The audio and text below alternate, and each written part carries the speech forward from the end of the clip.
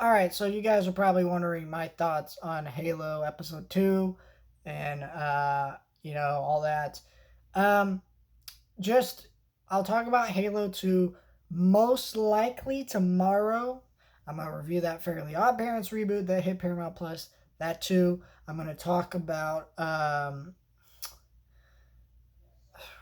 Bel Air, all that in the next couple of days. If Halo's not out tomorrow, expect Monday.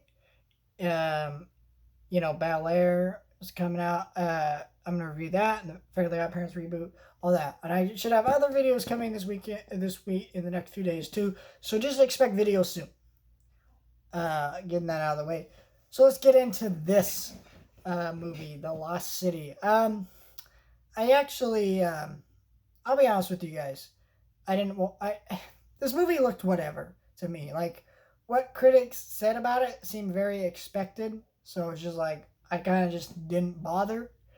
But I went down. I get free tickets from work, and I went to go see Coda because we'd started showing Coda at our theater. Because of course, they just won Best Picture. And I'll be honest with you, I don't have an Apple TV Plus account. And I wish I did, but because I don't own any Apple products, it makes it very difficult to sign up for the service. So I attempted to do it, couldn't do it, so I just pirated the damn movie. So of course when it hit theaters, I was willing to go out and see it and support this in a theater. But right before I got there, on my day off, we had a power outage. So they had just gotten the power back on and everything restarted.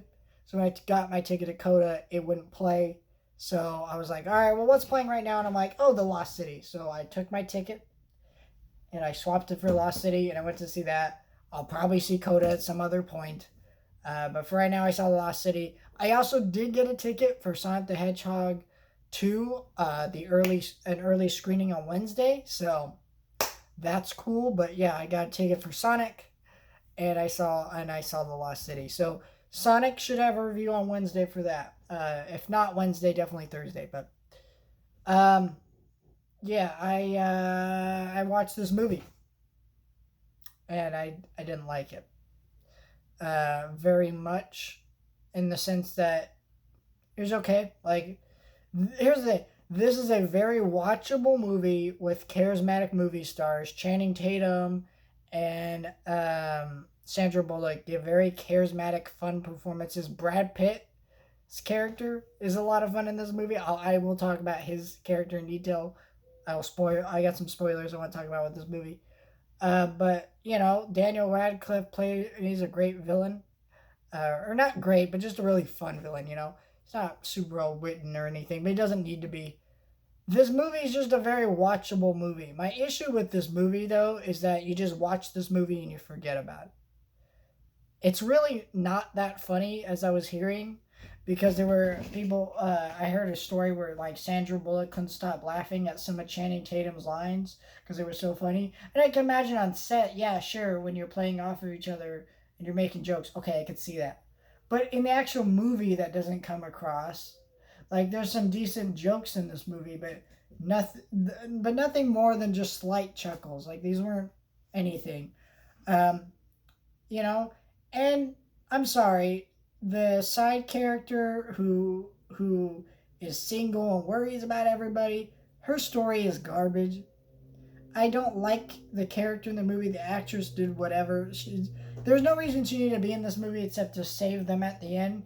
But they wrote her to save them at the end. Like she didn't need to be in the movie to save them. They could have just found a different way out of the scenario. Like why did she specifically have to save them? Like I don't know. She was a worthless character, and she meets this other guy with a goat, and it's not funny. It's not entertaining. It's just dumb. So I didn't like that. But yeah, it was just a fine little movie. Like if you like want a movie that's not heavy like the Batman. Not to say the Batman isn't entertaining or fun. That but just a movie that's lighter in tone and a lot more fun. This is the movie to watch right now. but you're probably going to get a better, more fun experience with Sonic the Hedgehog 2 than you probably would this movie. So, I don't know. If you haven't seen it by now, just wait. It might be a fun one that when it's like on Amazon Prime to rent for like $3 or whatever, that you rent and you watch it. That one could be fun, or like Redbox it or something. It's definitely one of those type of movies where, all right, you have fun, you enjoy it, but it's nothing more than that. And that's basically what I felt about this movie. Spoiler time.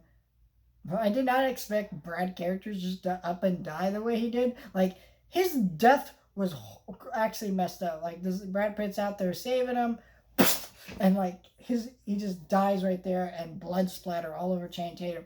It was actually quite gruesome for a PG-13 movie. It was like, whoa.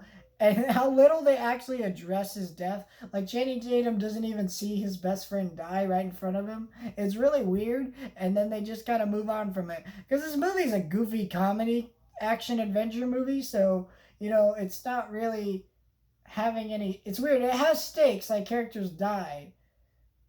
But I didn't really feel the stakes that much in this movie. But, Brad Pitt just up and dies in the most weird way. It was like, what the heck was that?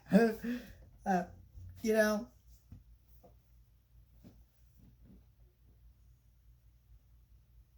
but it was just really bizarre. And then it was just like, okay.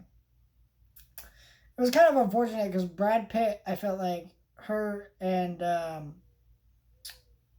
Sandra Bullock had way more chemistry than Channing Tatum and Sandra Bullock did. So, I don't know. But it was a decent little movie.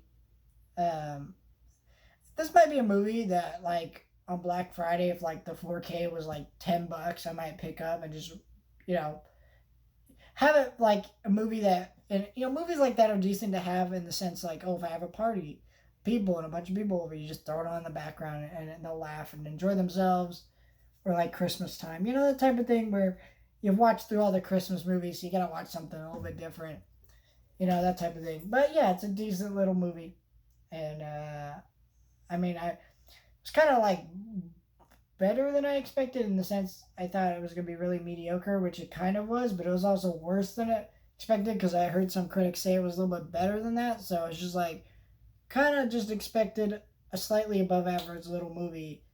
It kind of was that, but also kind of wasn't. I don't know how to explain it, but this movie was a movie that I watched in 2022 and it existed, and I don't really have much more to say about it than that.